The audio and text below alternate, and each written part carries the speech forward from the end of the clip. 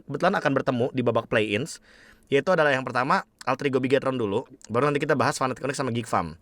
Nah, kemarin juga kita habis disuguhkan tuh sama pertandingan dari BSTM, cuma bukan di playoff sih emang kebetulan ya.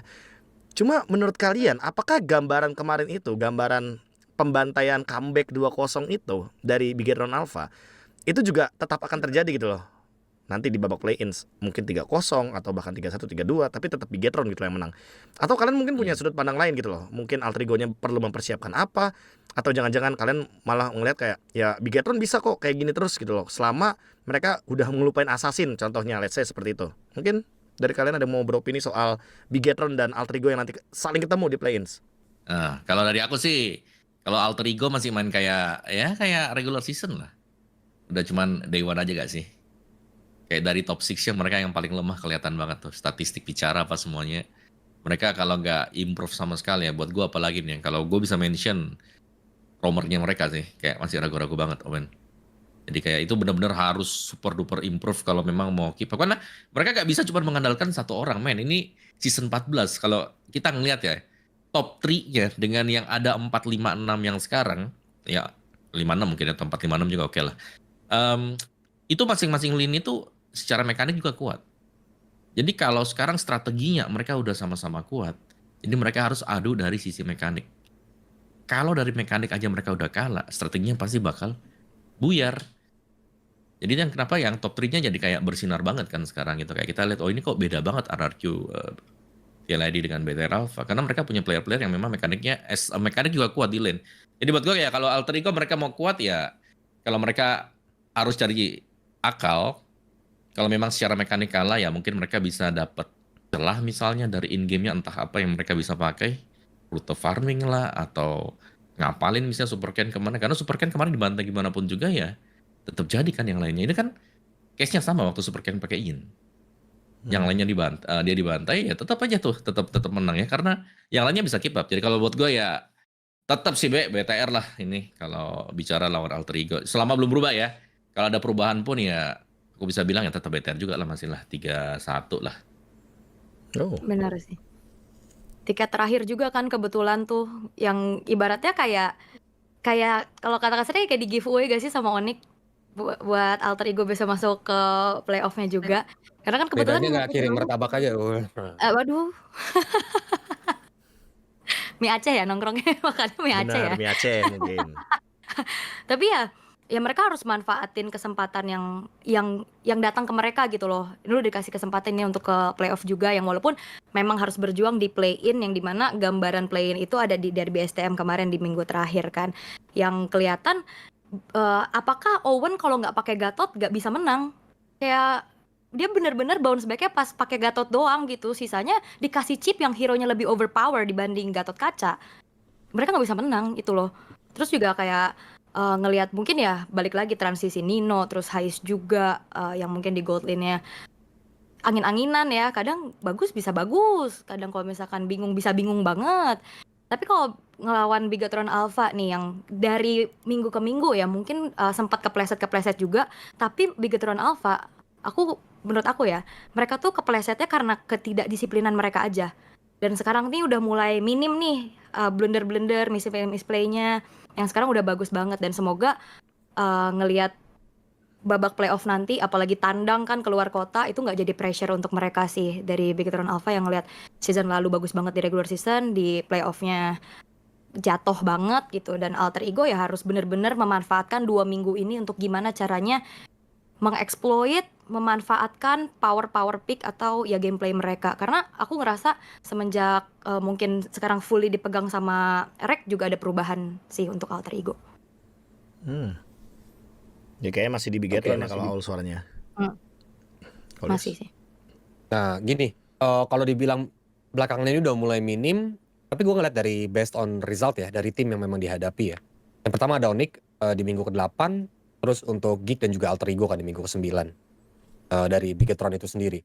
Kalau menurut gue ya minim, karena memang so far berarti dari Geek, Onyx yang waktu minggu 8 ya, gue nggak bilang minggu 9 ya, dan juga Alter Ego memang tim yang bukan tipikal disiplin yang bakal bisa exploit ketika lu ngebuat suatu blunder. Makanya mereka tuh bisa untuk bermain sebaik itu. Sedangkan ketika mereka bertemu dengan tim-tim yang lumayan cukup kuat, blundernya ada, tiltingnya ada. Super Ken itu bisa kayak gitu gerakannya. Itu yang memang terjadi dari Bigetron Alpha sih. Dan mungkin kalau gue di sisi alter ego mungkin itu yang bakal gue bisa manfaatin gitu loh. Bisa nggak ya gue manfaatin hal tersebut, kebiasaan, habitnya Bigetron kalau dia nggak berubah dari regular season. Sedangkan PR itu kan dari Bigetron ya. Nah kalau kita balik lagi PR dari alter ego ya yang kayak tadi dibilangin Om Awas sama Aul, banyak yang bukan main gitu kan. Menurut gue ya kalau netizen bilang Nail mabar VIP ya, which is true gitu loh, itu benar gitu loh. Nail memang mabar VIP, linknya itu bisa ngegendong-gendong sampai segitunya. Assassin Nail bisa sampai kayak gitu. Cuman memang problemnya gini sih. Kita juga sempat bahas ya Joy ya di MP Show ya. Kayak Assassinnya Super Ken so far tuh kan gak se-works dengan 3 jungler Assassin yang memang lagi kuat-kuatnya. Favian ya kan bisa dibilang gitu-gitu. Dengan yang teman-teman yang lain lah, Jin gitu.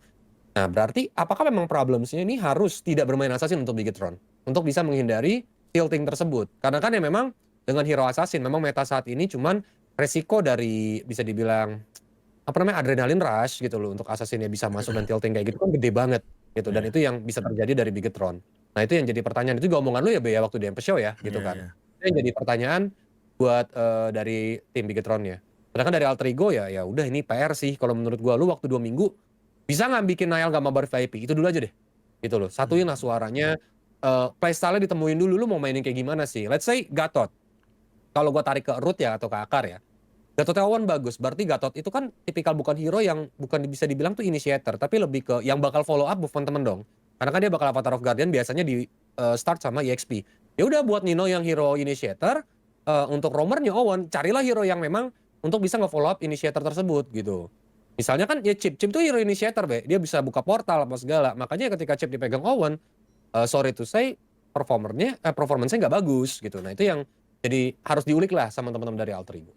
Jadi kalau ditanya hasilnya bakal gimana ya kalau ngelihat dari regular season kayak yang gue bilang di MP Show juga, jujur alter ego nih so far kalau bisa ada 4 tim yang gak lolos playoff, 4 tim lah gitu. Ini kenapa alter ego bisa lolos dah gitu dengan performance yang kayak gitu. Jujur aja gitu. Ya mungkin kalau dilihat dari perbedaan emang kelihatan signifikan ya bedanya ya. Bigetron mainnya seperti itu, alter ego kayak bener-bener mainnya di Nile yang punya show-nya sendiri. Cuma gue berharap keduanya dari Bigetron atau bahkan alter ego, walaupun emang jujur pasti sih 90% community bakal bilang Bigetron tuh bakal menangin match ini. Tapi gue rasa keduanya tuh punya kesamaan, yaitu adalah pasif. Pasif BTR, pasif A ini sama aja, mau lu menang 6.000, 8.000, 10.000. Kalau emang blunder kena comeback. Gue cuma berharap itu nggak terjadi di babak playoff aja sih, karena gue rasa terakhir kali gue ngeliat di season 11 sama Kolius juga waktu itu, Om, itu bener-bener Kolius sampai bilang alter ego mendingan pesen Grab, siap-siap pulang. Tiba-tiba Bigetron yang ngeblunder banyak banget waktu season 11 dan alhasil ya udah gitu. Walaupun pada saat itu sebenarnya semua mata lagi tertuju ke Bigetron Alpha gitu loh. Semua vote lagi menuju ke Bigetron Alpha. Semoga ya pasif kedua tim ini tidak terulang lah ya, apalagi di babak playoff. Bisa loh 10.000 gold bisa comeback gitu loh. Oke. Pertandingan kedua ini akan ada Fnatic Onyx melawan Geek Fam urutan 4 dan 5. Jadi tentunya di babak playoff ini seperti yang kita ketahui juga bahwa play-in itu ada 2 babak ya teman-teman ya. Jadi atas bawah untuk match 1 match 2. Dan ngomongin sama Fnatic Onyx yang kemarin udah sempet 4 kali lose streak lalu kembali lagi bounce back gitu loh. Jatuhnya kayak the king is awakened gitu loh. Kayak balik lagi udah bangun dari tidurnya. Tapi sadar nggak sadar ya, sebenarnya Fnatic Onyx ini menangnya lawan tim-tim yang ada di bawahnya dia gitu loh. Nggak literally yang ada di atasnya dia kecuali Bigetron dengan tanda kutip yang katanya Kryptonite itu. Sisanya kalau dilihat-lihat dari abis 4 kali lose streak ya, itu Fnatic Onyx cuma menangin lawan yang pertama nih, lawan Bigetron Alpha, mereka menangnya. Terus yang tim-tim atasnya nggak ada lagi. Jadi apakah emang cuma ya udah lawan Bigetron Alpha doang gitu loh kuatnya untuk tim Fnatic Onyx ini? Ketika ketemu sama Geek Fam 2 kali di regular season, dua-duanya kalah. Apakah ini juga ancaman nih buat Fnatic Onyx? Karena banyak orang yang bilang kayak Onyx is back, Onyx is back. Gua jujur oke setuju gue Onyx is back, tapi lawan Dewa aja mereka kecolongan 2-1. Mereka tuh kayak masih nahan-nahan resource gitu loh. Masih ada Onyx the textbooknya yang dulu gitu loh, yang waktu mereka tripit champion tuh kan textbook parah kan. Pas forfeit tuh baru tuh mereka mainnya agak-agak lepas gitu loh. Apakah ini akan menjadi ancaman dengan mereka itu akhir-akhir musimnya ketemu sama tim papan bawah, atau ya enggak, emang Onyx is back aja kalau menurut kalian? Aku sih mikirnya Onyx kembali tapi belum sepenuhnya. Kayak mereka membaik dengan Rez juga yang akhirnya udah bisa menyesuaikan dengan 4 yang lainnya, karena awal-awal Rez masuk kelihatannya kayak blunder karena gerakan-gerakan dia tuh sebenarnya bagus, cuman kadang nggak ada follow up-nya gitu loh, yang akhirnya kelihatannya jadi misplay, jadi blunder kayak gitu. Dibilang balik, menurut aku ada baliknya karena kita ngelihat Suns yang main agresif lagi, gila Suns-nya udah mulai kelihatan, tapi nggak yang se-prime pada masa zaman kejayaannya Onyx kemarin sih, pas mewakili menang juara Messi juga kan. Jadi kayak bangkit tapi belum sepenuhnya.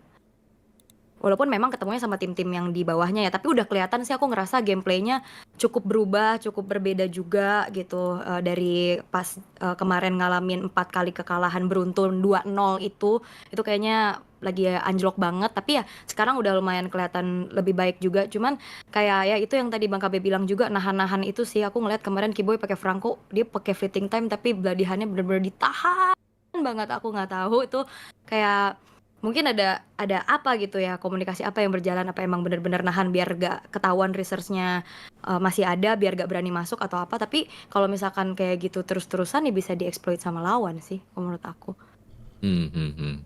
Kalau buat aku sih gimana, ini paling susah sih sebenarnya kalau play in bawah nih. Ini match paling keras lah harusnya. Sama-sama kuat sebenarnya. Cuman memang ya buat kayaknya gignya ini menangnya kan minggu kelima tuh sama yang di first half ya. Jadi kayak gak terlalu ketebak juga, soalnya Fnatic Onyx-nya ini panasnya waktu minggu ke-8 dengan minggu yang ke-9. Tapi kalau bisa dibilang ya way better lah buat Fnatic Onyx ya, kayak mereka bisa closing seasonnya kayak menawan lah, kayak ini luar biasa nih. Kayak tapi menangnya ya lawan Dewa dengan AE sih, kayak mau dihitung juga susah. Setuju sih kalau yang itu. Jadi ya tetap sih kalau buat aku ini pembuktiannya masih bakal di babak playoff, tergantung seberapa berani nanti Fnatic Onyx. Apakah kalau buat gue ya ini soalnya draftnya Coach Shep juga bakal menentukan. Kayak kemarin dia tuh lumayan berani. Kayak di awal-awal mereka ketemu tuh kayak Rogernya udah dikasih aja tuh Rogernya. Terus kayak mereka sering kasih hero powernya musuh ke musuhnya. Kayak mereka lagi ngetes juga. Nah kalau aku sih berharapnya kalau memang Fnatic Onyx ya keluarin yang aslinya, ya berarti ya Fnatic Onyx harus respect dari draftnya juga sih. Jangan sampai kasih hero-hero nyaman lah buat lawan kan. Kayak buat Vincentnya waktu pasti Roger Power udah dikasih aja diadu lawan Link kayak gitu-gitu. Tapi ya ini close match up lah kalau buat aku lah. Kayak nggak bisa ditentuin nih siapa yang menang nih. Karena statsnya ya sebenarnya memang menang Geek Farm. Cuman ya kalau akhir season bicara kayak tadi ya berarti data playoff harusnya bakal beda jauh. Ini gak ada Bionic lah pas di playoff kalau menurut dari gue ya, B ya. Maksudnya Fnatic Onyx tuh walaupun kelihatan, jujur ya, maksudnya dari mata umum aja kita bisa ngelihat 4 season mereka jadi juara, itu faktor burnout tuh pasti ada. Dan mungkin itu yang terjadi di regular season kemarin gitu loh. Tapi itu nggak, ibaratnya nggak nepis fakta bahwa mereka mainnya jelek gitu. Buktinya ya memang sampai seamburadul itu kan gitu. Bisa dibilang Ibu underperform, kayak yang sempat KB bahas ya, rest buat momentum yang netizen salahin rest, padahal itu kalau sana di follow up itu bakal bagus gitu kan. Nah itu banyak banget momen-momen dari sana. Tapi kalau tadi Aul sama Mau udah bahas Fnatic Onyx yang lebih banyak, gue bakal coba bahas dari Geek Farm-nya nih. So far, ya yang kelihatan tuh mereka bergantung banget, depends banget sama hero makro dari Baloy. Ya kan, hero makro Baloy itu yang jadi penentu kemenangan dari Geek Farm. Dan juga mungkin ya, Baloy Aboy ini masih masuk untuk chemistry mereka berdua dari segi gameplay. Tapi 3 sisanya ini sangat amat membingungkan. Belum lagi dalam tanda kutip gede-gede nih dari sisi gold lane diganti-ganti nih ya kan, dari Kadera sama si Masako gitu. Gonta-ganti. Playstyle apa sih yang mau yang mereka mainin? Vincent juga dengan keterbatasan junglernya, dengan keterbatasan hero poolnya gitu loh. Dia nggak setajam jungler-jungler assassin lain yang kayak tadi kita udah bahas. Ketika dia main jungler utility pun ternyata nggak bisa maksimal karena Vincent itu tipikal yang kalau kita ngeliat dari gameplay pun